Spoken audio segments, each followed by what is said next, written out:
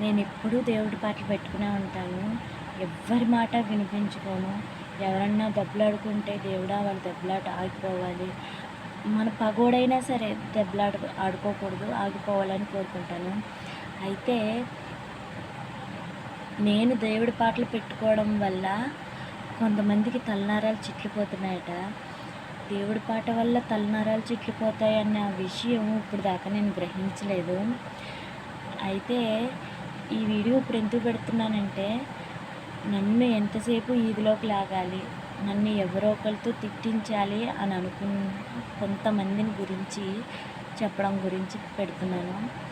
ఇది చెప్పడం వల్ల నాకేం ఉపకారం కాదు, వాళ్ళకేం ఉపకారం కాదు.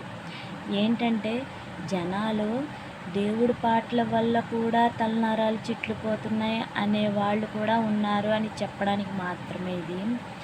నేనెప్పుడూ వాళ్ళు ఎన్ని తిట్టుకున్నా, ఏదైనా చచ్చిపోయినా సరే నేను మాత్రం దేవుడి పాటలు మానను. నా నామస్మరణ ఏదో నేనే చేసుకుంటాను. అలా చేసుకోవడం వల్లే దేవుడు నన్ను ఎప్పుడూ కాస్తున్నాడు. మొన్నప్పుడు పిల్ల కొడుకుడు తొక్కబోయింది కూడా దేవుడే కాపాడాడని నేను అనుకుంటున్నాను. అలాగే అందరూ బాగుండాలి, అందులో నేను ఉండాలని కోరుకుంటూ ఈ వీడియో పెట్టడానికి కారణం కూడా దేవుని నామస్మరణ చెయ్యండి. చేస్తే కనుక చెడ్డ ఆలోచనలు రాకుండా ఉంటాయి. మంచి బుద్ధి, మంచి శక్తి, మంచి ఆరోగ్యం, మంచి విజ్ఞానం అన్నీ వస్తాయని దేవుడి నామస్మరణే చెయ్యండి. ఎవరితోనూ మాట్లాడకపోయినా నష్టం ఏమీ లేదు.